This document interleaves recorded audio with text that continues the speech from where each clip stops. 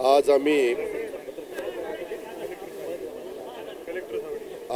विभागीय आयुक्त, collector, CEO, दोन्ही सीपी, एसपी, पीएमआरडीए कमिशनर अशा या सगळ्या ऑफिसरच्या बरोबर मीटिंग घेतली होती। त्याचे 3-4 कारणं होती।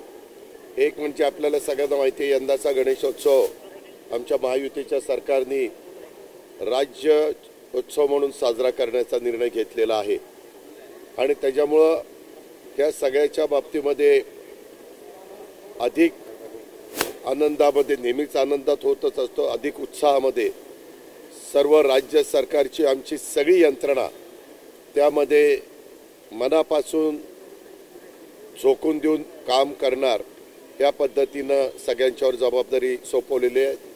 उदाहरण द्यायचं झालं तर रेल्वे मेट्रोच्या बाबतीमध्ये रात्री सकाळी 6 ते वाजेपर्यंत ती मेट्रो चालू राहील आणि शेवटचा दिवस असेल त्यावेळेस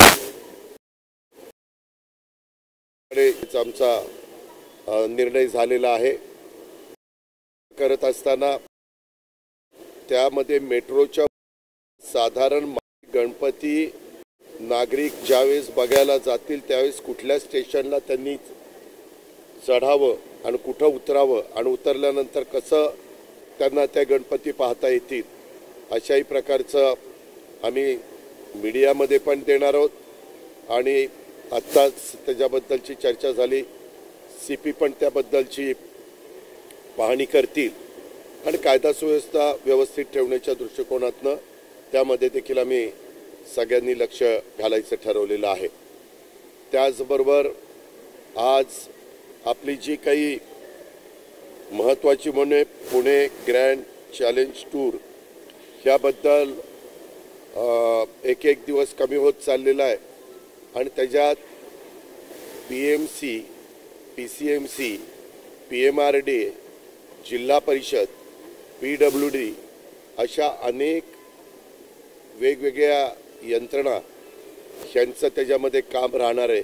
त्याचे रूट वगैरे आम्ही सगळे फिक्स केलेले आहेत। आम्ही आज लोगो देखील त्याच्याबद्दलचा अंतिम केलेला आहे, तो लवकरच तुमच्या सगळ्यांच्या समोर ठेवला जाईल आणि फार विचारांती ह्या सगळ्या गोष्टी केलेल्या आहेत आणि एक सगळं करत असताना त्याची रंगसंगती कशी असली पाहिजे, रोड कसे असले पाहिजे, त्या रोडवर वेगवेगळ्या ठिकाणी स्पीड ब्रेकर ते कशा पद्धतीनं असले पाहिजे असं बरंचसं काम त्याच्यामध्ये आम्ही पाहिलं आहे, आढावा घेतला आहे।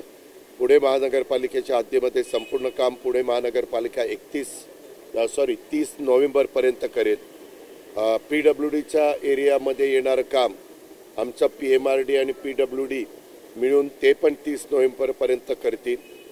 टेंडरच्या दृष्टिकोनातनं वेळ पडली तर 15 दिवसाची गॅप द्यावी लागते, ती 7 दिवसाची पण देण्याचा निर्णय हा घेतला आहे। जसं तुम्हाला आठवत असेल, आत्ता मुंबई हायकोर्टाचं बेंच कोल्हापूरचं काम करताना आमच्याकडं दिवस कमी होते, त्यावेळेस आम्ही काही बाबतीमध्ये त्याच्यामध्ये बदल केलेले होते कामं उरकण्याच्या दृष्टिकोनातनं। तशा प्रकारे कुठला पैसे कुणी कुठं कसे खर्च करायचे अशा सूचना दिलेल्या आहेत। त्याच्यामध्ये पीएमआरडीला साधारण 200 कोटी, आपल्या डीपीसीला जे काही 30-35 कोटी रुपये लागतील ते पीएमसी त्यांचा खर्च करेल, पीसीएमसी त्यांचा खर्च करेल।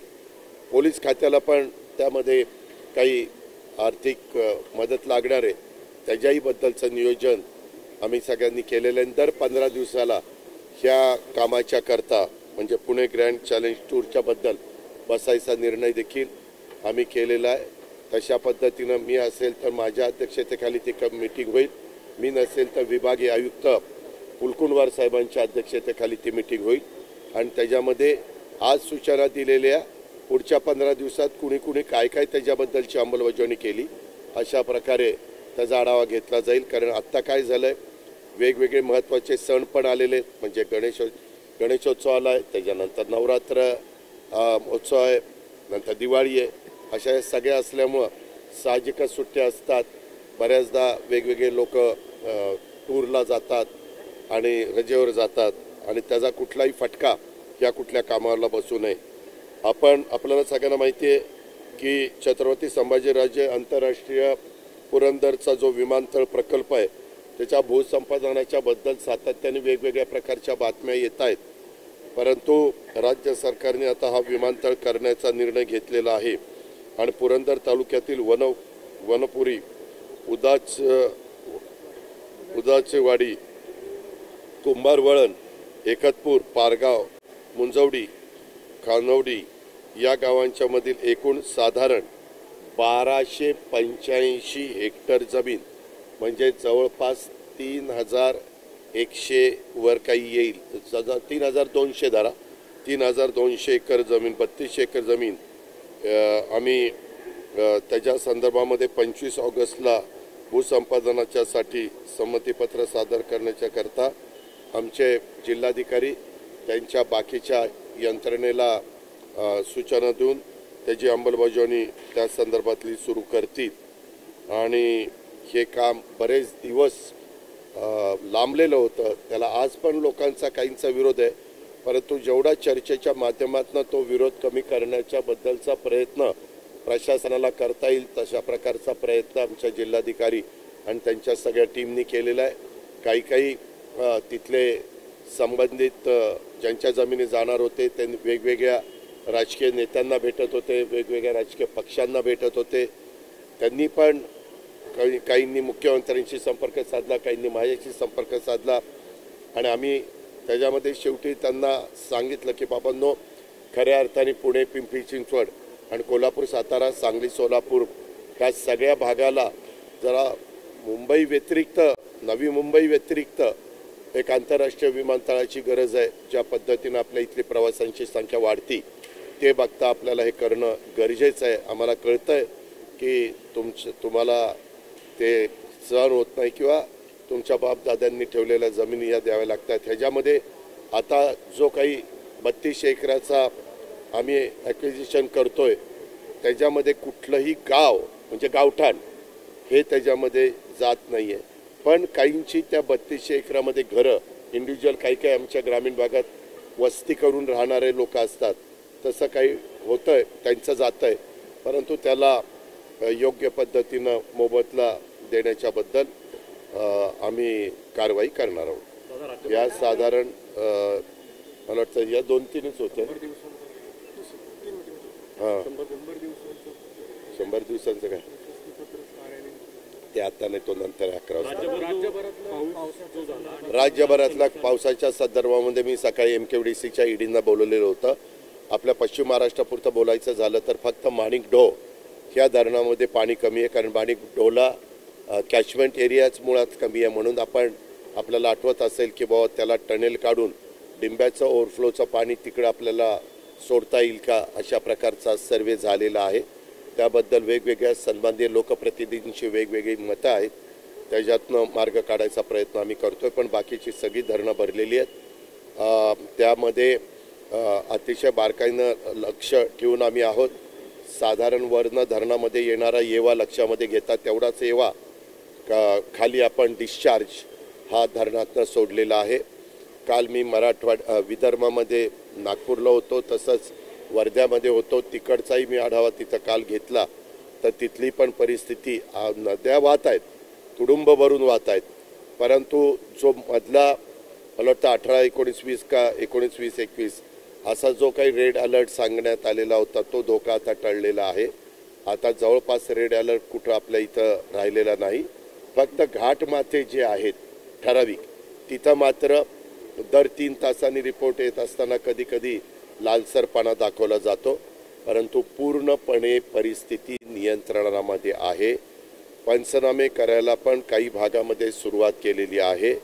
शेतकऱ्यांचं जिथं पिकांचं नुकसान झालेलं आहे, जिथं घरांचं नुकसान झालेलं आहे, तिथं राज्य सरकारने भूमिका घेतलेली आहे की आपण त्या शेतकऱ्यांच्या पाठीशी आणि ज्यांचं घरांचं नुकसान झालं त्यांच्या पुन्हा त्यांना कसं उभं करता येईल याबद्दलचे निर्णय आम्ही एक मिनिट थांबा ना.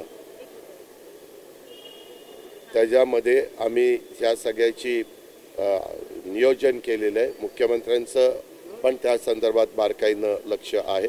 ह्या पद्धतीनं आता कुठंही भीतीचं कारण हे राहिलेलं नाही। साधारण ह्या पाऊस पडत्या काळामध्ये जिथं कुठं पाणी साठलंय तिथं पुढच्या वेळेस तशा पद्धतीची परिस्थिती विशेषतः तुमच्या माझ्या पुणे शहरात राहू नये म्हणून परवा दिवशी मी आणि मुख्यमंत्री असताना आपल्या पुणे कमिशनरनी काही प्रस्ताव दिलेला होता। त्याही गोष्टीला त्यांना पुढे जाण्याच्या करता सांगितलेलं आहे। त्याचबरोबर मला काही मंडळं आणि काही कार्यकर्ते हे भेटले की बाबा मानाचे 5 गणपती हे सकाळी जे उशीर करतात निघायला, मग आम्ही सकाळी 7ला निघतो, आम्हाला तुम्ही परवानगी द्या। वास्तविक आपल्याला सगळ्यांना माहिती आहे की लोकमान्य टिळकांनी सुरू केलेला हा सार्वजनिक गणेशोत्सव ह्याला एक वेगळी परंपरा आहे। त्याच्यामध्ये दरवर्षी खूप मोठ्या प्रमाणावर गणेश भक्त ह्या सगळ्या गणेशोत्सवामध्ये सहभागी होतात। राज्याने पण त्याला राज्योत्सव म्हणून मान्यता दिलेली आहे आणि त्यामुळं त्यांच्याशीच बोलून आता CP आणि बाकीचे सगळे आम्ही अधिकारी बसलेलो होतो की कुठल्याही प्रकारे त्याच्यामध्ये मतभेद राहणार नाही आणि मानाचे गणपतींचा मान तसा ठेवूनच त्यांना जेवढं सकाळी आपल्याला चर्चा करून काढता येईल। मला आठवतंय मी मागे पालकमंत्री असताना 2006-07ला पूर्वी 12ला निघायचे ते आपण 10ला आणलेले होते। त्याच्या आधी पण त्यांच्याशी चर्चा करून 9 वाजता निघता येईल का अशाही प्रकारचा आपण प्रयत्न करतोय। त्याच्यामध्ये वेगवेगळ्या गणेश मंडळांनी किती ढोल लेझिम म्हणजे जे काही पथकं आहेत ती पथकाची संख्या असावी। मानाच्या गणपतींना देखील काही चर्चा CP करतायत, सकारात्मक चर्चा होतीये। एक झालं त्याच्यातल्या काहींनी स्वतःच काही काल डिक्लेअर केलं, आम्ही त्यांना आवाहन केलं की असं परस्पर काही तुम्ही डिक्लेअर करू नका, शेवटी राज्योत्सव आहे आणि सगळ्यांचंच एकमेकांना पाहिजे, त्याच्यात पोलीस यंत्रणा आणि त्याच्यामुळं आपण सगळ्यांनी सहकार्य केलं पाहिजे। तर ते म्हणले की ठीक आहे, आम्ही त्याच्यामध्ये समंजस भूमिका घेऊ आणि ह्याच्यामध्ये राहणार नाही, ह्याबद्दलची काळजी आणि खबरदारी हे आम्हा लोकांच्याकडनं घेतली जाते। नाशिकच्या पालकमंत्री पदासाठी शिवसेनेच्या सुहास कांदेंनी विरोध केला।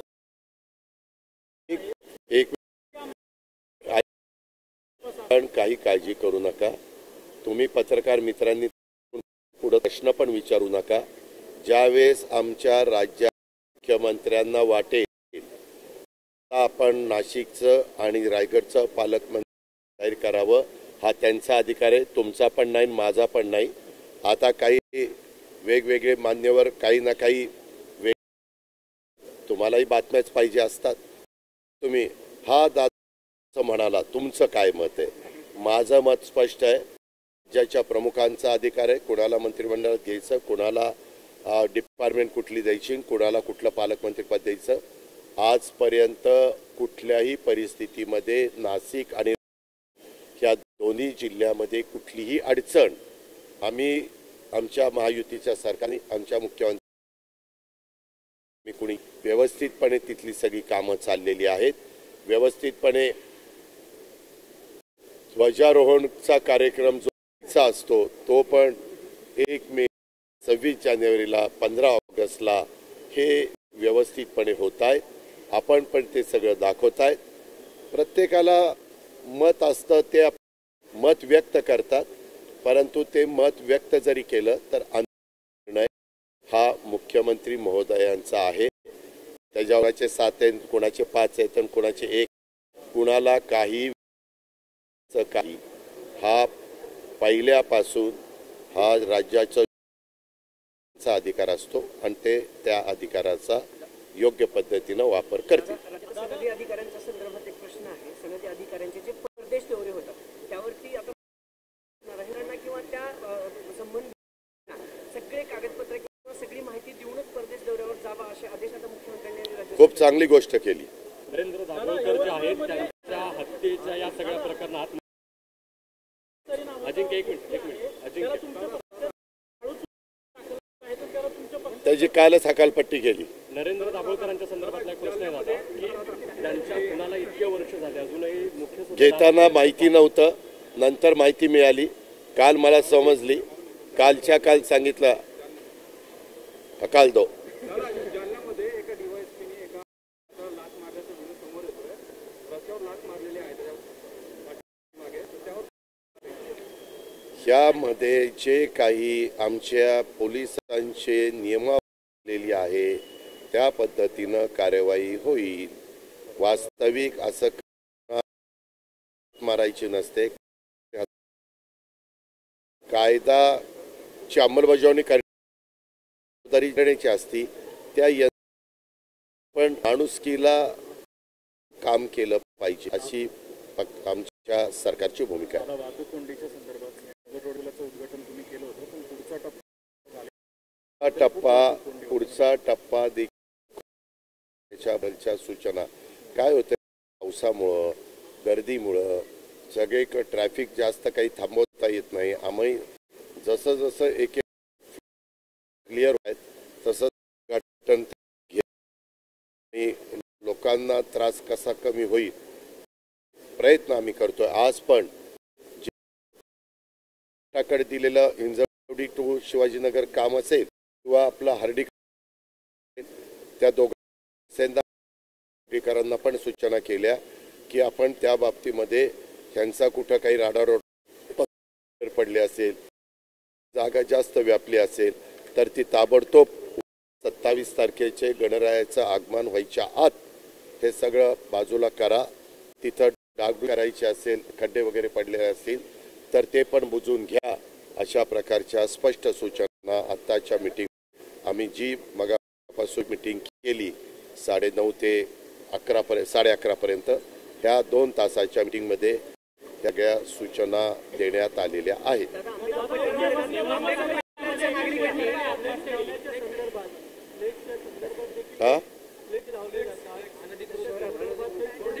तुम्ही आता बोलण्याची त्याची अंमल म्हणजे ज्याच्या वेळेस दिसणार नाही त्यावेळेस मी ह्याचं उत्तर देईन. बारामतीबद्दलचा निर्णय घेतला आणि तिथं बऱ्यापैकी परिस्थिती सुधारली.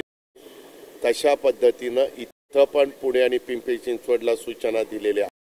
त्याच्यामध्ये हायकोर्टांनी जे काही आदेश दिलेले आहेत त्या आदेशाचा पण आधार घ्यावा अशा प्रकारच्या सूचना. आणि पोलीस यंत्रणेने पण सांगितलं, CP पुणे, CP पिंपरी चिंचवड आणि पुणे ग्रामीण SP की आम्ही त्या संदर्भामध्ये पूर्णपणे सहकार्य करायला तयार आहोत.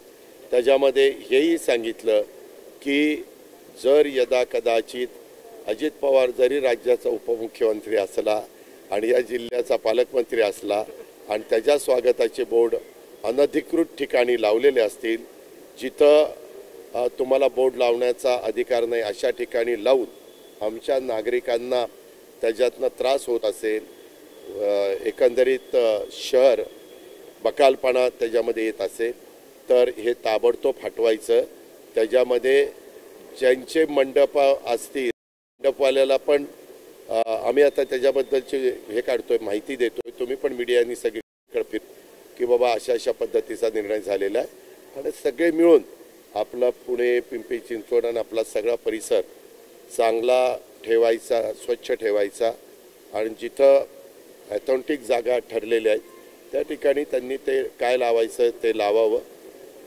तो जाहिरात करण्याचा त्यांना तिथं अधिकार आहे. पण बाकीच्या ठिकाणी मात्र कुणी महत्त्वाचे लोक यायचे म्हटले की त्यांच्या नावाचे बोर्ड लावणं किंवा महापुरुषांच्या जयंती आल्यानंतर त्यांच्या नावाने बोर्ड लावणं, हा उत्साह त्यांचा आम्ही समजू शकतो.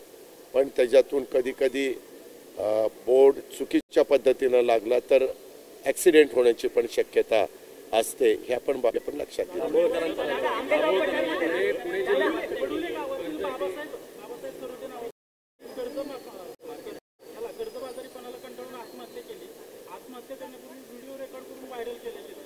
कुठे आम्ही सातत्याने सर्वांना सांगतोय की आम्ही तुम्हाला 0% व्याजाने पीक कर्ज देतो. आम्ही तुम्हाला आता 12,000 रुपये केंद्र सरकार राज्य सरकार 3, 5, 7.5 हॉर्सपावरच्या वीज करून कोटीचा भार राज्य आमच्या बळीराजाला मदत करण्याच्या दृष्टिकोनातून घेतलेला आहे. 45,000 कोटी लाडक्या बहिणींच्या निमित्तानं, त्या लाडक्या बहिणींमध्ये अनेक बहिणी आमच्या लहान शेतकऱ्यांच्या घरातल्या असतात, त्याच्यामुळे त्यांना पण तिथं मदत होत, अशा वेगवेगळ्या पद्धतीनं मदत करण्याचं चाललेलं आहे. अशा वेळेस इथपर्यंत आत्महत्येपर्यंत टोकाला कुठल्या शेतकऱ्यांनी किंवा त्यांनी उचलू नये. श्रावणातला बैलपोळा आहे आपल्या शेतकऱ्यांचा. मी पण आपल्या शेतकऱ्यांच्या दृष्टीनं आजचा दिवस हा अतिशय आनंदाचा, महत्त्वाचा असतो आणि आपण साजरा करतो. काही जण भाद्रपदातला बैलपोळा साजरा करतात. माझ्याकडं वर्षानुवर्ष आमच्या भागात भाद्रपदातला बैलपोळा साजरा करतो. त्याच्यामुळे आजच्या बैलपोळ्याला आणि भाद्रपदातल्याही बैलपोळ्याला मी शुभेच्छा देतो. आणि बाब सांगितलेली ती काय नक्की वस्तुस्थिती झाली तेही माहिती ही यंत्रणेकडनं मी घेईन. पुणे जिल्ह्यातल्या 11 पर्यटन स्थळांवर ऑनलाईन बुकिंग. आम्ही पर्यटनाचा एकंदरीत पुण्यामध्ये पर्यटनाच्या दृष्टिकोनातनं काही हातामध्ये घेतलं आणि त्या मला आम्ही सुरुवात केलेली आहे. मला टप्प्याटप्प्याने त्याच्याबद्दलची सगळी माहिती. धन्यवाद.